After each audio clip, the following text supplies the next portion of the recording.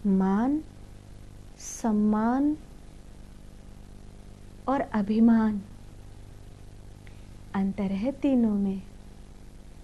मान जो मेरे गर्व से उत्पन्न हुआ है, सम्मान जो दूसरे की दृष्टि से उत्पन्न हुआ है, और अभिमान जो भ्रम के द्वारा उत्पन्न हुआ है। मान अच्छा है, सम्मान और भी अच्छा है, लेकिन अभिमान निकृष्ट है, सबसे नीचे के पायदान पर है अभिमान। मध्यम मान और उत्तम सम्मान। दूसरे के द्वारा सम्मान होता है, स्वयं के द्वारा स्वयं का मान होता है, लेकिन भ्रम के द्वारा अभिमान उत्पन्न होता है।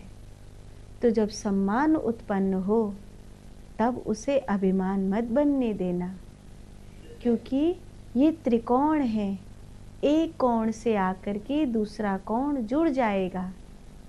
तो मान के बाद सम्मान उत्पन्न होगा, लेकिन सम्मान के बाद अभिमान उत्पन्न होना स्वाभाविक है।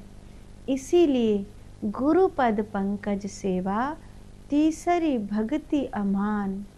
जब तुम गुरु के चरणों के पीछे पीछे चलते हो ना, तो अक्सर तुम्हें वो सम्मान प्राप्त होता है जो तुम्हारे मान से अधिक महत्वपूर्ण है।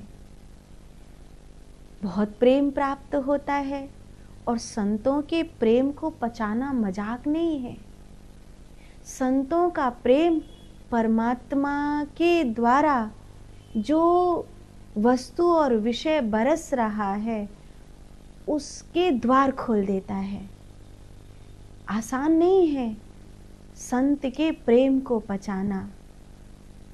यही कारण है कि संतत्व के प्रेम को न पचाने के कारण सम्मान अभिमान में परिणित हो जाता है।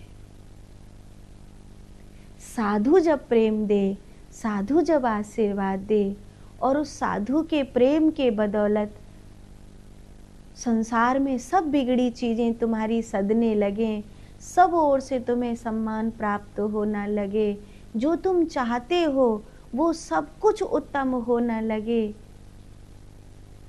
तो अहंकार मत करना, फिर वहां अमान रहना।